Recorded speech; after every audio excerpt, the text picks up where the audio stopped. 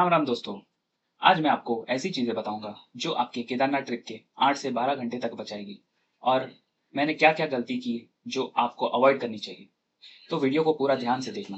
पहले हम बात करेंगे कि कब आपको विजिट करना चाहिए। जैसे कि आपको पता है कि केदारनाथ के कपाट 2 मई को खुल रहे हैं और 3 नवंबर को बंद हो जाएंगे। तो आप अपना ट्रिप प्लान कर सकते हो मिड मई से लेकर मिड जून तक और सितंबर के बाद कभी भी, क्योंकि ये टाइम सबसे ज्यादा सेफ और बेस्ट टाइम है आपके लिए। गलती से भी 2 मई का प्लान नहीं करना, क्योंकि कपाट ओपनिंग का टाइम रहेगा और उस दिन बहुत भीड़ होगी। पिछले साल फर्स्ट वीक में भीड़ के कारण बहुत लोगों की जानें गई थी और मिड जून के बाद वेदर बहुत खराब और अनप्रिडिक्टेबल हो जाता है। बहुत बारिश और लैंडस्लाइड होती है वहाँ। वहां पे लैंडस्लाइड के कारण 2-2 हफ्तों तक लोग फंसे रह जाते हैं। रेस्क्यू टीम को पहुंचने को टाइम लग जाता है और ये हर साल होता है और बहुत लोगों की जाने जाती है। सो प्लीज आप मिड जून से अगस्त तक केदारनाथ ट्रिप पे जाना अवॉइड करें, क्योंकि आपकी लाइफ और सेफ्टी सबसे ज्यादा इंपॉर्टेंट है। आपको अगर ज्यादा ठंड से प्रॉब्लम है तो कपाट क्लोज होने से 15 दिन पहले जाना अवॉइड करें। अब बात करते हैं आपका जाने और आने का साधन क्या है। आपको हरिद्वार तक आना पड़ेगा बाई ट्रेन और बाई बस।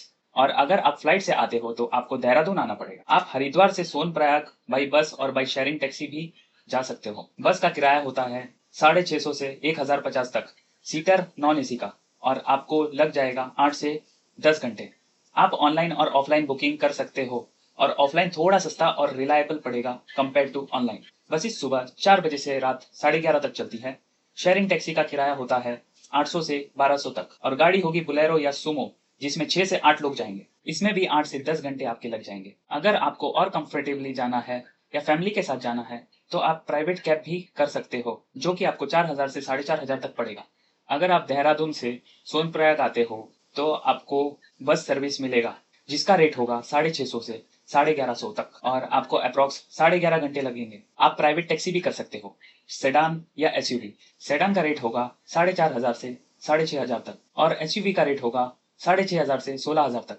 एसयूवी में आपको अर्टिगा और इनोवा मिलेगा और सेडान में डिजायर और इटियोस। अगर आप दिल्ली से आ रहे हो तो कार रेंट पे लेके आ सकते हो जिसका रेट होगा 2500 से 5000 per day without driver, depending on the vehicle. लेकिन ऐसी कोई सर्विस हरिद्वार और देहरादून में अवेलेबल नहीं है। आपको उसके बाद सोनप्रयाग से गौरीकुंड जाना होगा, जिसके लिए बहुत सारी शेयरिंग टैक्सी अवेलेबल होती है, जो कि कहने के लिए सुबह 3 बजे से रात तक होती है। लेकिन जब मैं गौरीकुंड से वापस सोनप्रयाग आ रहा था तब रात में 12 बजे टैक्सी मिली थी, तो वो 24 घंटे चलती रहती है और बहुत सारी टैक्सी है उधर एक लाइन में खड़ी रहती है, तो उसके बारे में ज्यादा टेंशन नहीं लेना। आप सोनप्रयाग और गौरीकुंड दोनों जगह पे स्टे कर सकते हो और नेक्स्ट डे ट्रैकिंग स्टार्ट कर सकते हो। सोनप्रयाग में आपको डॉर्मेट्री और लॉकर सर्विस भी मिलेगा। आप लॉकर सर्विस में एक्स्ट्रा सामान रख के जा सकते हो केदारनाथ बाबा के पास। बहुत सारे लॉकर सर्विसेज अवेलेबल है वहाँ पे और आप 24 घंटे के लिए सामान रख सकते हो। आपको वहाँ पे बहुत सारी डॉर्मेट्री सर्विस भी मिल जाएगी जो 250 रुपए से शुरू होती है। अभी जानते हैं हेलीकॉप्टर बुकिंग के बारे में, कब और कितने दिन पहले करनी चाहिए। हेलीकॉप्टर बुकिंग 8 अप्रैल से शुरू हो चुकी है, तो आप अगर हेलीकॉप्टर से जाना चाहते हैं तो आप उनके ऑफिशियल आईआरसीटीसी के वेबसाइट पे जाकर बुकिंग करवा सकते हैं। 5 से 6 ऑथराइज्ड एविएशन कंपनीज है जो आपको केदारनाथ की सर्विसेज देती है। आपको 3 जगह से हेलीकॉप्टर मिलेगा, फाटा, सिरसी और गुप्तकाशी। फाटा केदारनाथ के सबसे करीब और सबसे सस्ती पड़ती है, जिसका प्राइस अराउंड 5500 रहेगा और सिरसी का अराउंड 6500 रहेगा और सबसे दूर और महंगा आपको गुप्तकाशी पड़ेगा जिसका प्राइस अराउंड 8000 होगा। और आप चाहे तो वन वे भी बुकिंग कर सकते हो। पिछले साल के प्राइस ये है। हेलीकॉप्टर सर्विस में आपको ले जाएंगे केदारनाथ और उधर छोड़ देंगे और जब आपका दर्शन और घूमना फिरना हो जाएगा तो केदारनाथ हेलीपैड पे आपको कांटेक्ट करना है, वो वापस आपको छोड़ देंगे। अब जानते हैं कि बुकिंग कभी करें। आपको बुकिंग जितना जल्दी हो सके उतना जल्दी करना चाहिए और आज ही आप अपने आप को वेबसाइट पे रजिस्टर कर लो। जाना और ना जाना बात की बात है, क्योंकि बाद में उनका वेबसाइट हैंग हो जाता है और रजिस्ट्रेशन नहीं हो पाता।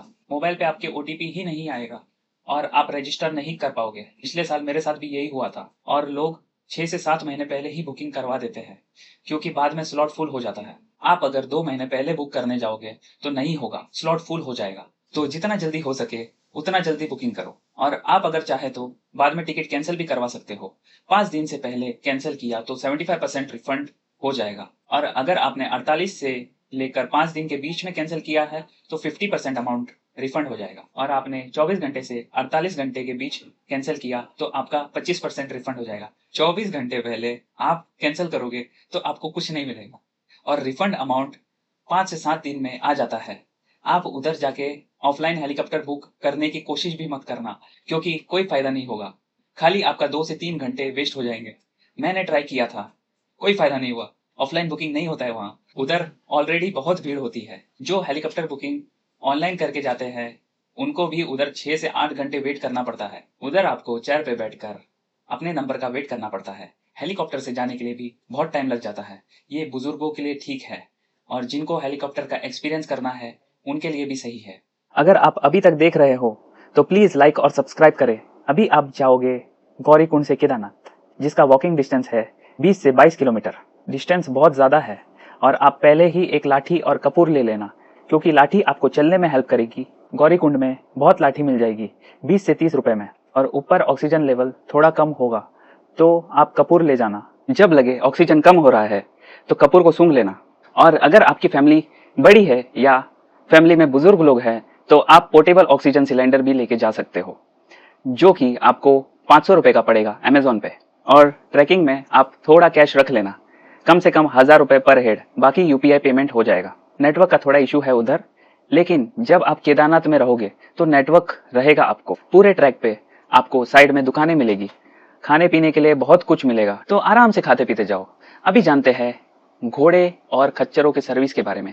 वैसे तो मैं घोड़े और खच्चर सर्विस किसी को रिकमेंड नहीं करूंगा। अगर आपका प्लान है केदारनाथ का तो 1 महीने पहले वर्कआउट करो और जाओ पैदल। अगर आप बूढ़े बुजुर्ग हो, आपको सांस लेने में तकलीफ हो, या आप हार्ट पेशेंट हो, या फिर आपको हेलीकॉप्टर सर्विस ना मिला हो, तो आप एक टाइम पे सोच सकते हो खच्चर सर्विस के बारे में। मैं तो रिकमेंड करूंगा कि आपको हेलीकॉप्टर से जाओ, लेकिन अगर आप मजबूरी में खच्चर ले रहे हो तो बता दूं कि उसका प्राइस है 2500 रुपए पर पर्सन विथ हॉकर। 2500 से ज्यादा मांगता है तो मत देना।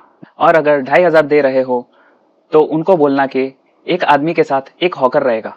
वो लोग जल्दी और पैसे के चक्कर में 2 घोड़े पे एक हॉकर लगाते हैं, फिर घोड़े इधर उधर भागने लग जाते हैं और वो दिन भर में 3 से 4 ट्रिप मारते हैं और बहुत जल्दी जल्दी में लेके जाते हैं। एक बार अगर आप घोड़े पे बैठ गए तो वो केदारनाथ ही जाकर उतारेंगे, भले ही आपको कितना भी पेन हो, कमर दर्द हो या कुछ भी हो। वो कस्टमर का नहीं सुनते और किधर रुकने बोला तो भी नहीं रुकते। पूरे ट्रैक में घोड़े को भी रेस्ट नहीं देते। उनको बोलना कि आराम से ले जाए और एक घोड़े पे एक हॉकर रहेगा। अगर आप और कम रेट करवा सकते हो तो करवा देना। कभी कभी वो 2000 में भी मान जाते हैं। ये रेट ऊपर जाने का है, नीचे आने का रेट और भी कम है। लेकिन अगर आप नीचे आते हो तो पैदल ही आए, क्योंकि ज्यादा लोग नीचे आते टाइम गिरते हैं। घोड़े पे नीचे आते टाइम बैलेंस ठीक नहीं होता, घोड़े स्लिप भी होते हैं और ज्यादा तेज भागते हैं। नीचे आते टाइम घोड़े का पॉइंट ऑफ बैलेंस बिगड़ जाता है, जिससे घोड़े के गिरने के चांसेस बढ़ जाते हैं। अगर घोड़े से जाना है तो सिर्फ ऊपर जाना। अब बात करते हैं केदारनाथ में स्टे करने की। आपको ऊपर रूम मिल जाएगा, जिसका बुकिंग आप ऑनलाइन कर सकते हो, और कोशिश करना थोड़ा ज्यादा जल्दी बुकिंग करने की, क्योंकि वो भी फुल हो जाता है। आपको गवर्नमेंट स्टे भी मिल जाएगा GMVN के वेबसाइट पे। इनके रेट्स भी चेंज होते रहते हैं based on demand. Offline rooms मिलना बहुत मुश्किल है, लेकिन आपको टेंट मिल जाएगा। अगर आप टेंट लेते हैं 4 लोग के लिए तो आपको 1000 से 1200 पड़ेगा। उधर बड़े टेंट भी है जिसमें करीब 20 बेड लगे होते हैं, डॉर्मेट्री के जैसे।